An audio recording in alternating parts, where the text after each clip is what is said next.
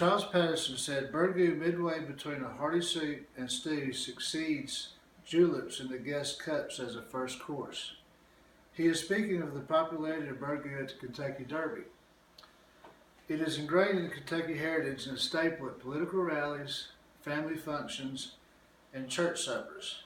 Being a culinary art student, I'm intrigued with regional dishes, and I've spent many an hour attempting to perfect mine and am still working on it to this day. This, like barbecue, is a lifetime of trial and error because while Burgoo has a loose structure, everyone wants to make it their own.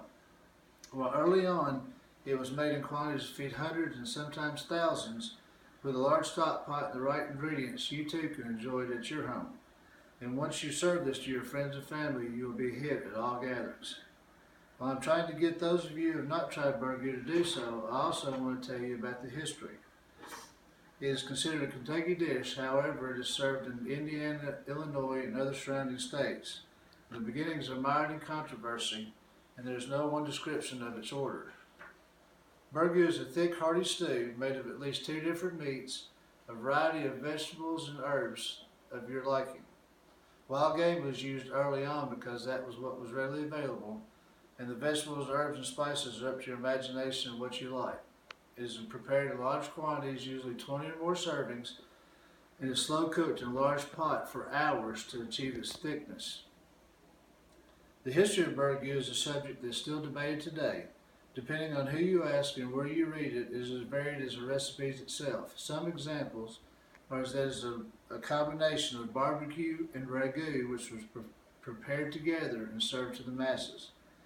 Or it originated in the 1600s from a bulgur wheat porridge that sailors ate on long voyages across the sea, and it's believed the consistency were the same, and that's where the name came from. Or others believe it is a spin-off of Brunswick stew, which came from Virginia and Georgia and is a catch-all stew like Burgoo. Or did Gustave Joubert in 1860 create it while serving Confederate General John Morgan Hunt?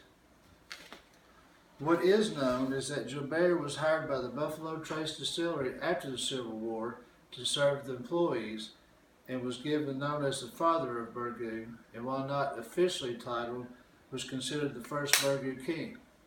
Upon his death, Joubert's recipe was handed down to James T. Looney, who was the first official Burgoo king. And Colonel Edward Bradley loved his recipe so much that he named a racehorse Burgoo King that went on to win 2 legs of the Triple Crown in 1932. Today, Burgoo is a part of Western and Central Kentucky heritage.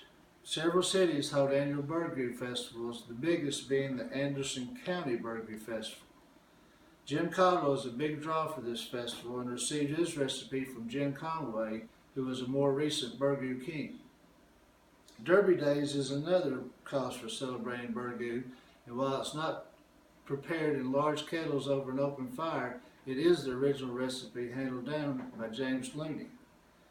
Moonlight Barbecue in Owensboro is maybe the most famous restaurant for serving Burgoo day to day, and it's heavy on mutton, which replaces the game but still retains some of its gamey flavor.